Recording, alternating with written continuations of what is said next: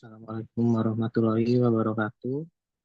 Perkenalkan saya Farsi Febrian dari ITAT dengan NPM 032024182027.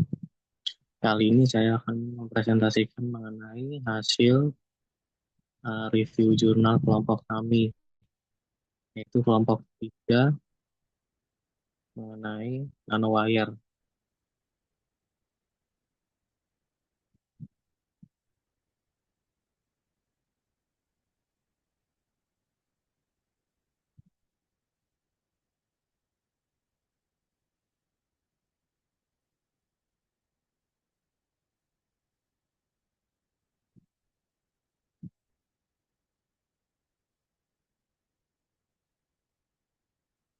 Sebelumnya saya di sini juga sudah mensubmit sesuai yang diarahkan oleh Bu Eka di sini, Jurnal Teknos Scienza. Dan kali ini saya akan lanjut untuk mempresentasikan hasil diskusi dan review jurnal dari kelompok kami.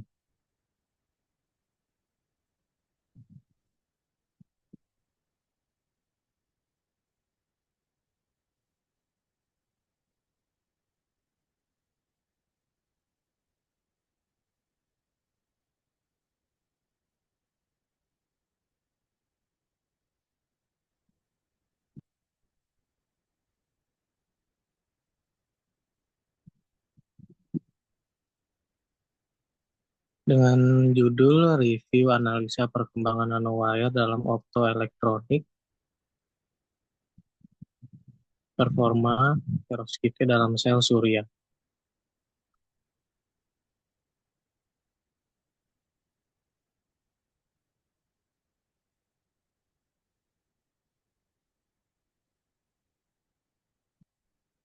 Dengan beranggotakan kelompok kami yaitu Muhammad Ryan Kurniawan, Muhammad Afian Naufal, Muhammad Nasar Mahdi, Asya Febrian saya sendiri, Yopan Nathanael, dan Bu Eka Cahya Mulyawati. Ini adalah abstraknya. Perovskite telah muncul sebagai bahan transformatif dalam kemajuan sel surya. Generasi ketiga dikaitkan dengan efisiensi konversi energi yang luar biasa, fleksibilitas yang melekat, dan produksi hemat biaya. Investigasi ini menjelaskan interaksi antara teknologi kawat nano dan bahan perovskite menunjukkan peningkatan nyata dalam efisiensi dan daerahan perangkat optoelektronik. Teknologi kawat nano dicontohkan oleh ZNO meningkatkan pemanenan cahaya dan mekanisme transfer muatan pada skala nano sehingga memfasilitasi penciptaan sel surya perovskite berkinerja tinggi. Namun demikian, masalah seputar stabilitas yang berkepanjangan, toksisitas material, dan skalabilitas produksi tetap menjadi bidang penyelidikan penting. Ulasan ini menggambarkan tren kontemporer, manfaat, tantangan, dan jalan untuk inovasi dalam perkembangan teknologi perovskite untuk memaksimalkan potensi energi matahari secara berkelanjutan. Kuncinya adalah nanowire, optoelektronik, perovskite, dan sel surya. Perovskite abstrak dalam bahasa Inggris. Ini adalah abstrak dalam bahasa Inggris. Pendahuluan. Sebagai salah satu material yang semakin banyak diterapkan dalam teknologi sel surya, perovskite telah menunjukkan potensi luar biasa dalam meningkatkan efisiensi konversi energi. Kemajuan pesat dalam efisiensi konversi daya PCE mereka dari 3,8% menjadi lebih dari 25% dalam satu dekade. Menyoroti potensi mereka untuk merevolusi industri energi surya dengan referensi yang telah tercantum. Di sisi lain, teknologi nanowire seperti ZNO, BI, O2, dan SI menawarkan potensi besar dalam meningkatkan kinerja perangkat optoelektronik termasuk sel surya berkat sifat uniknya seperti rasio permukaan tinggi mobilitas elektron baik, serta efisiensi transfer energi yang lebih optimal. Kombinasi perovskite dengan nanowire membuka peluang untuk mengoptimalkan kinerja sel surya dan menghasilkan energi efisiensi yang lebih tinggi. Mengingat nanowire dengan struktur satu dimensi berukuran nanoskopik dan rasio permukaan terhadap volume tinggi, memungkinkan interaksi lebih baik dengan cahaya serta meningkatkan transportasi elektron dalam perangkat optoelektronik. Metode yang digunakan. Penelusuran ini dilakukan dengan studi pustaka yang mengacu pada literatur review dan referensi jurnal nasional serta internasional terkait perkembangan nanowire dalam bidang optoelektronik, khususnya penerapan bahan perovskite dalam teknologi sel surya. Literatur yang digunakan dikelompokkan berdasarkan jenis material perovskite, komponen, serta kinerjanya dari berbagai aspek pada teknologi sel surya. Dari analisis ini disimpulkan tren terkini serta potensi pengembangan teknologi nanowire di Indonesia untuk meningkatkan kinerja perangkat optoelektronik di bidang sel surya. Hasil dan pembahasan. Sel surya perovskite menjadi salah satu bahan yang menjanjikan karena potensi efisiensi tinggi dan biaya produksinya yang rendah. Untuk mencapai hasil yang optimal, beberapa faktor penting perlu diperhatikan dalam menentukan kinerja sel surya perovskite yang efektif, yaitu satu, efisiensi konversi energi atau power conversion efisiensi PCE. Ini adalah ukuran utama untuk kinerja sel surya. Sel surya perovskite telah mencapai efisiensi yang sangat tinggi, dengan beberapa penelitian terbaru mencapai efisiensi lebih dari 25%, yang mendekati sel surya silikon konvensional. Dua, stabilitas. Meskipun sel surya perovskite menunjukkan efisiensi yang tinggi, stabilitas jangka panjang di bawah kondisi operasional seperti kelembapan, suhu tinggi, dan paparan cahaya intens tetap menjadi tantangan. Penelitian terus dilakukan untuk meningkatkan ketahanan material ini. Tiga, material dan struktur. Pemilihan bahan perovskite yang tepat dan teknik pembuatan lapisan sangat penting untuk memastikan kinerja yang maksimal. Pemilihan lapisan elektronik yang sesuai dan pengendalian ketebalan lapisan aktif perovskite dapat mempengaruhi efisiensi dan stabilitas. Empat, pengurangan kerugian rekombinasi. Kerugian rekombinasi ini di mana membawa muatan yang dihasilkan oleh cahaya kembali bergabung dan tidak menghasilkan listrik, merupakan masalah utama yang harus diatasi. Teknologi yang mengurangi rekombinasi atau meningkatkan mobilitas membawa muatan dapat meningkatkan efisiensi. 5, skalabilitas dan biaya. Untuk mencapai kinerja efektif dalam aplikasi komersial, sel surya yang harus dapat diproduksi dalam jumlah besar dengan biaya yang kompetitif. Teknologi pencetakan dan perakitan yang efisien dapat membantu meningkatkan skalabilitas. Yang keenam, integrasi dalam modul surya.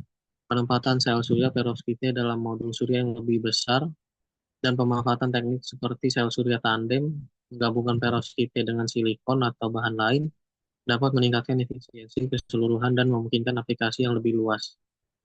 Secara keseluruhan, kinerja yang efektif untuk sel surya perovskite melibatkan kombinasi dari efisiensi energi yang tinggi, stabilitas jangka panjang, biaya produksi rendah, dan kemudahan integrasi dalam modul surya skala besar. Berikut tabel hasil dari diskusi kelompok kami, hasil dan pembahasan jenis-jenis perovskite, terus ada kelebihan dan kekurangannya.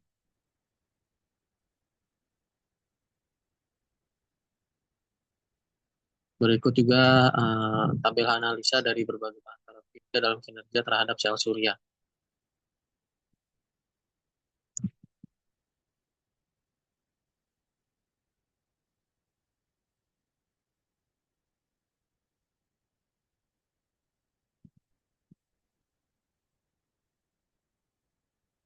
Dapat disimpulkan dari tabel 2 di atas bahwasannya efisiensi PCI tertinggi.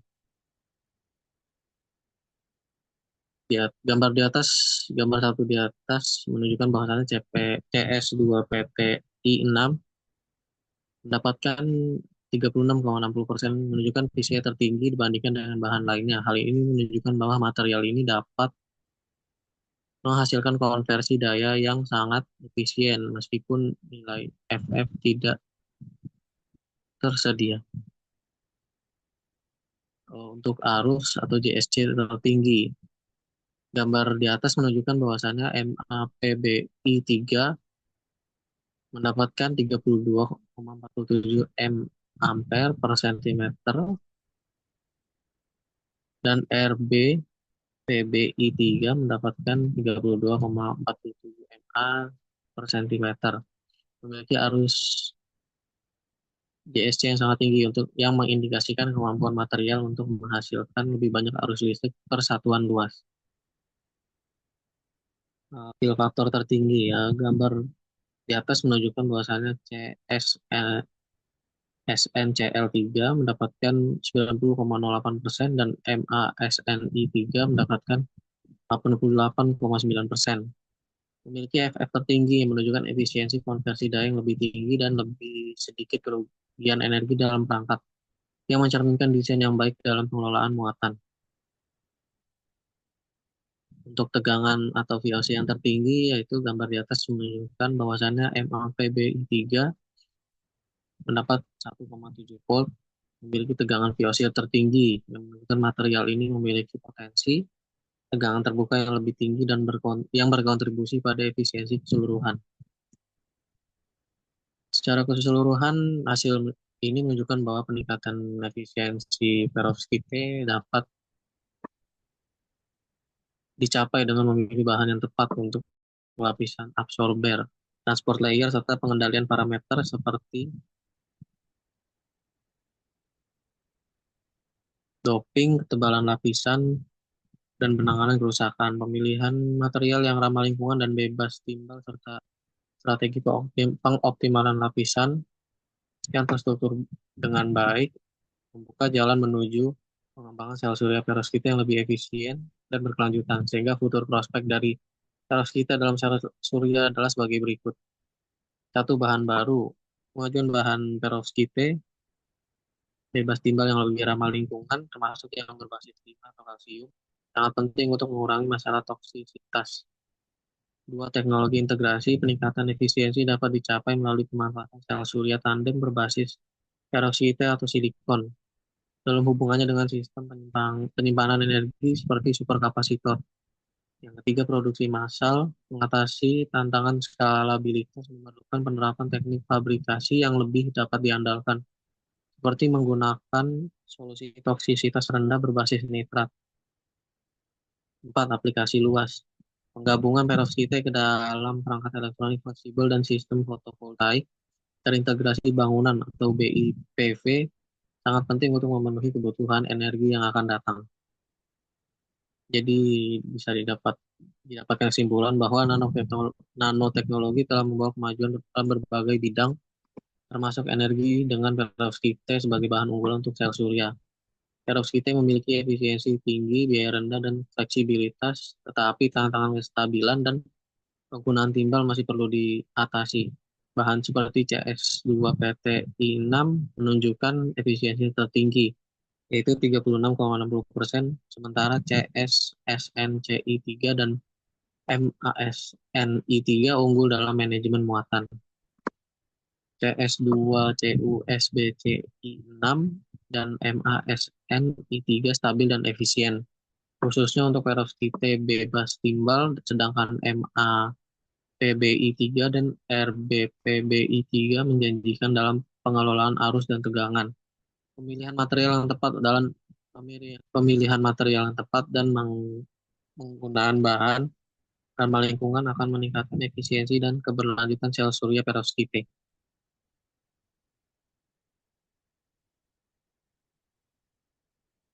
Sekian presentasi dari saya, kurang lebihnya mohon maaf. Wabillahi taufiq wal hidayah. Wassalamualaikum warahmatullahi wabarakatuh.